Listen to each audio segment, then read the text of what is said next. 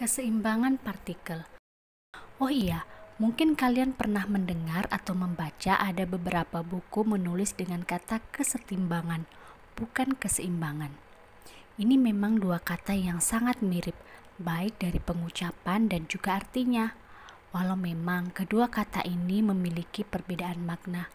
Namun dalam pembahasan kali ini, kata keseimbangan bisa kita samakan dengan arti kata kesetimbangan.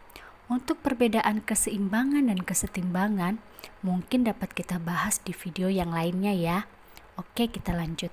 Hal yang perlu kita ketahui adalah saat benda berada dalam keadaan seimbang, berarti jumlah gaya yang bekerja pada benda itu sama dengan 0, atau sigma F sama dengan 0.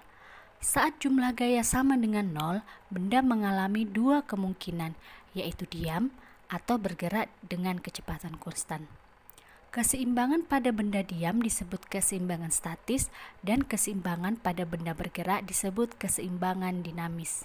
Namun pada video pembelajaran kita kali ini kita hanya akan membahas tentang keseimbangan statis atau keseimbangan pada saat benda diam. Oke, kita coba lihat satu sistem keseimbangan benda dalam keadaan seimbang atau diam walaupun dikenai beberapa gaya. Coba kita lihat gaya-gaya apa saja yang bekerja pada sistem ini. Yang pertama adalah gaya berat beban M arahnya ke bawah. Kedua adalah gaya tarik ke kanan dan gaya tegangan tali. Titik pertemuan ketiga gaya ini merupakan pusat keseimbangan sistem. Dalam video kali ini kita akan menggunakan persamaan aturan sinus karena menggunakan persamaan ini dalam menyelesaikan soal keseimbangan tiga gaya relatif lebih mudah. Misalnya kita punya sistem keseimbangan yang memiliki tiga gaya F1, F2, dan F3. Ketiga gaya ini membentuk sudut alfa, beta, dan gamma, maka persamaannya dapat kita tulis F1 per sin sudut di depan F1 yaitu alfa sama dengan F2 per sin sudut di depan F2 yaitu beta dan sama dengan F3 per sin sudut di depan F3 yaitu gamma. Nah, inilah persamaannya. Tapi saat digunakan, persamaan ini tidak langsung dipakai ketiganya ya, tetapi bisa F1 sama F2 dulu, atau F2 sama F3, atau F1 dan F3. Masuk ke contoh soal ya. Perhatikan gambar sistem keseimbangan di bawah. Jika diketahui berat beban W1 60 Newton dan theta 45 derajat, tentukan besar tegangan tali T1 dan T2 pada sistem tersebut.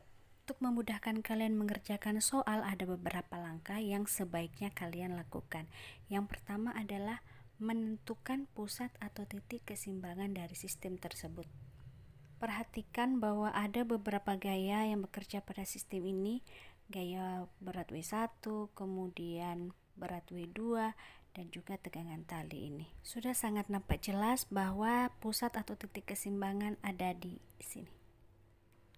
Langkah yang kedua adalah gambarkan gaya-gaya dan arah gaya yang berpusat pada titik keseimbangan tersebut. Oke, yang pertama adalah gaya W1 arahnya ke bawah. Ini disebabkan oleh gaya berat dari W1, kemudian T2 yang disebabkan oleh gaya berat W2 dan T1 atau tegangan tali 1.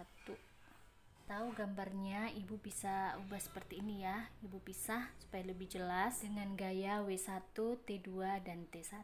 Langkah yang berikutnya adalah menentukan besarnya sudut yang dibentuk oleh ketiga gaya pada sistem.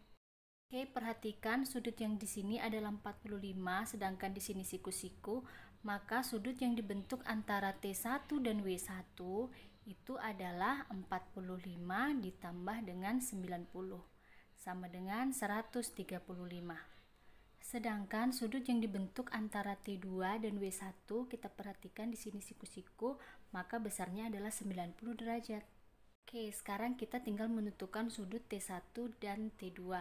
Karena satu lingkaran penuh itu adalah 360 derajat, maka tinggal kita kurangkan dengan 135 ditambah dengan 90 dan hasilnya adalah 135 derajat.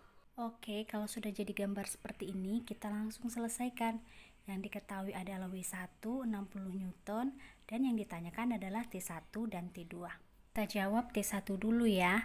Berarti persamaannya T1 per sudut di depan T1 adalah 90 derajat sama dengan, kita jangan ambil T2, tetapi kita ambil W1 karena T2 belum diketahui sedangkan W1 diketahui. Oke, persamaannya dilanjutkan jadi W1 per sin sudut yang di depan W1 adalah 135. Sin 90 itu 1, W1-nya 60, dan sin 135. Mungkin kalian bingung dengan sin 135. Kalian mungkin hafal hanya dari 0 sampai 90. Oke, kalian boleh ingat kembali pelajaran matematika kalian. Ingat dari 0 ke 90 itu ada kuadran 1, dari 90 ke 180 itu kuadran 2, dari 180 ke 270 itu kuadran 3, dan dari 270 ke 360 atau 0 itu adalah kuadran 4. Kita hanya akan fokus ke kuadran 2 dan 1 ya, karena 135 itu ada di kuadran 2. Untuk mengetahui nilai sin 135, tinggal kita kurangkan 180 dengan 135. Hasilnya adalah 45. Maka sin 135 itu sama dengan sin 45, yaitu 1/2 akar 2, atau sama juga kita tulis akar 2/2.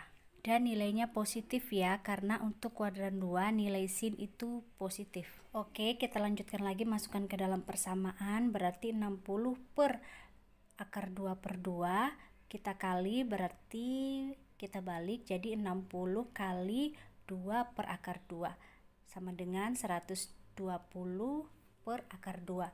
Penyebutnya kita rasionalkan ya, kita kali akar 2 per akar 2. Maka hasilnya 120 akar 2 per 2 sama dengan 60 akar 2. Sekarang kita lanjut cari T2, lakukan cara yang sama, kita tentukan dulu persamaannya. Berarti T2 per sin sudut yang di depannya itu adalah 135 sama dengan, nah di sini kita bisa pilih apakah kita mau T1 per sin 90 derajat atau W1 per sin 135 derajat. Kita pilih yang W1 saja ya, karena sudutnya sama-sama 135, jadi kita bisa langsung coret. Maka T2 sama dengan W1, yaitu 60 Newton.